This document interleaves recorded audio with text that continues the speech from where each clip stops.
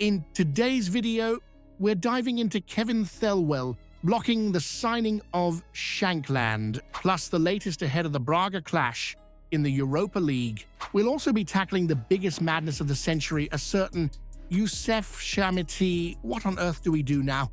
And finally, there are strong rumors flying about that Gerrard's had an offer from the 49ers, not for Rangers, but for Leeds. Smash that like button and come with me. Right, if you've watched this channel for longer than 5 minutes, you've heard me say it at least 50 times. Lawrence Shankland should have been a Rangers signing. It was obvious. A blindfolded Doug in the govern stand could have told you that, but what did Kevin Thelwell do? Absolutely nothing. Ignored it, snubbed it. And now we're watching the Hearts captain banging them in while we spent £8 million on Youssef Chermiti, who's done less damage to opposition nets than a soggy sponge.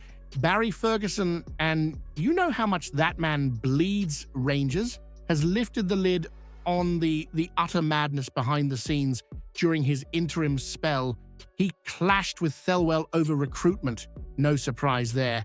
Barry wanted Scottish blood, lads like Shankland and Josh Mulligan, players who get what Rangers means.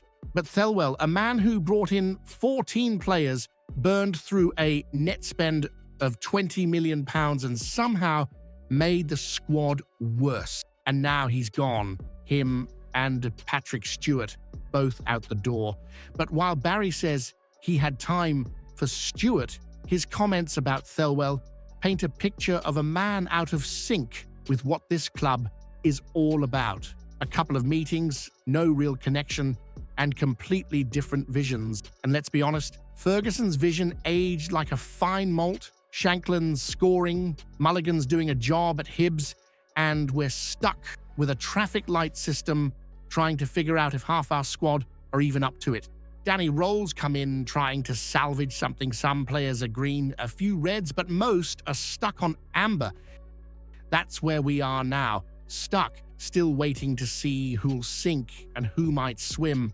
But Thelwell's biggest crime wasn't just signing duds, it was ignoring the soul of Rangers, thinking spreadsheets and scouting platforms would carry more weight than footballing common sense. Fair play to Chairman Andrew Kavanagh, though.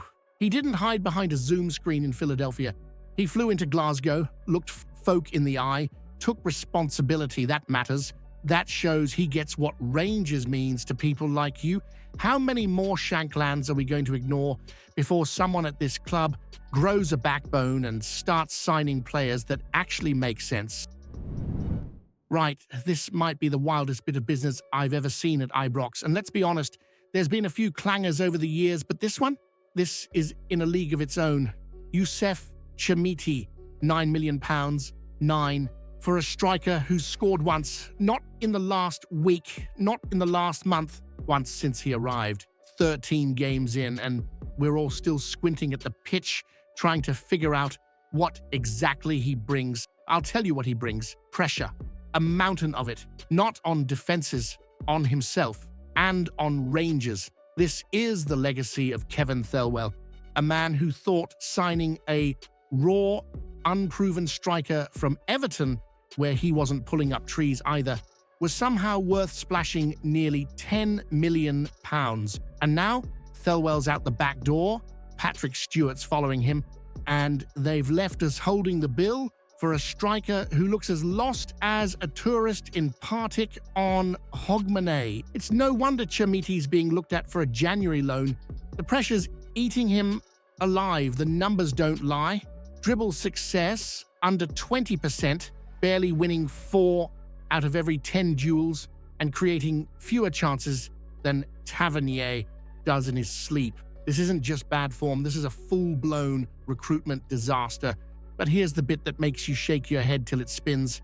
Thelwell, even as he was heading for the chop, stood by this signing like it was some sort of masterstroke. Huge potential, he said.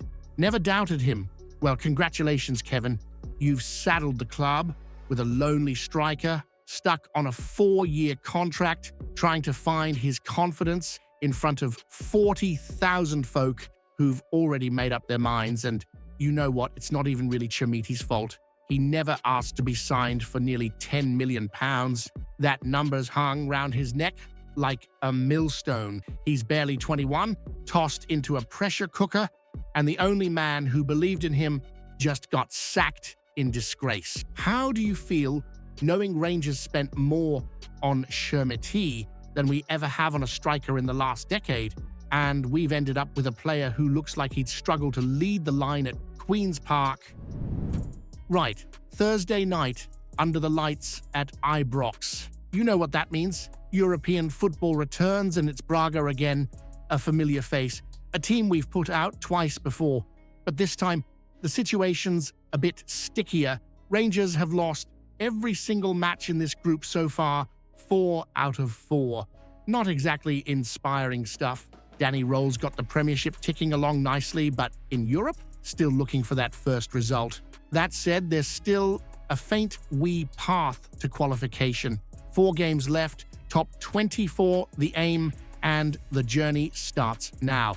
Now here's the interesting part. Findlay Curtis, a name you've probably not heard in a while. The lad scored against Panathinaikos in the very first match of the season, showed a bit of spark, a bit of fight, and then vanished. Rolls barely touched him, but with Mikey Moore injured and Oliver Antman playing like a lost tourist at Ibrox, it looks like Curtis is back in. It's mad, really.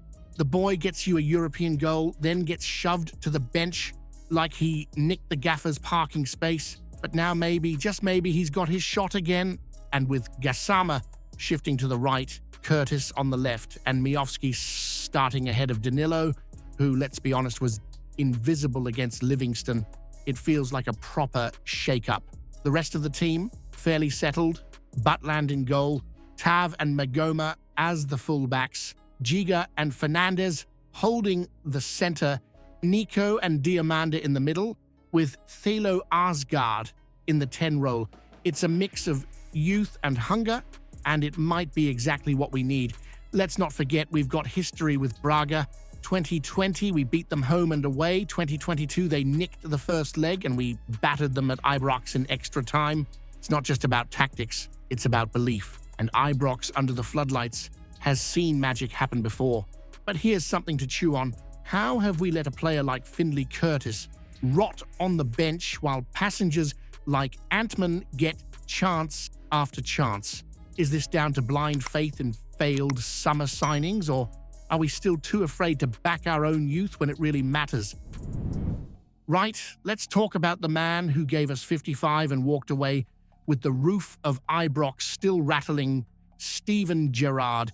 You probably saw the headlines. He was linked with a sensational return after Russell Martin got the boot. And for a moment, it looked like the prodigal gaffer might just come home, but it never happened. Gerrard turned it down, said the timing wasn't right, said it was for family reasons. Now look, maybe there's truth in that. Life's bigger than football, fair enough, but let's not pretend that's the full story.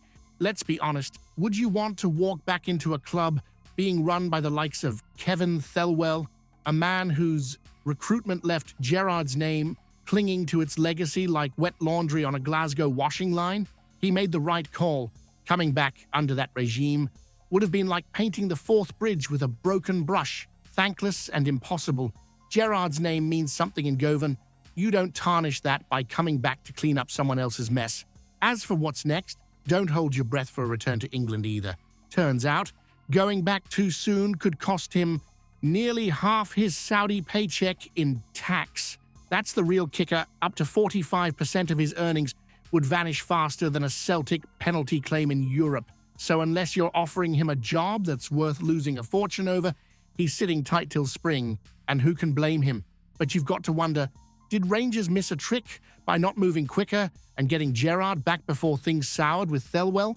Or did Gerrard do the smart thing, protecting his legacy by staying well clear of the chaos? If Danny Role slips and the wheels start to come off, would you still take Gerrard back, knowing he turned you down the first time?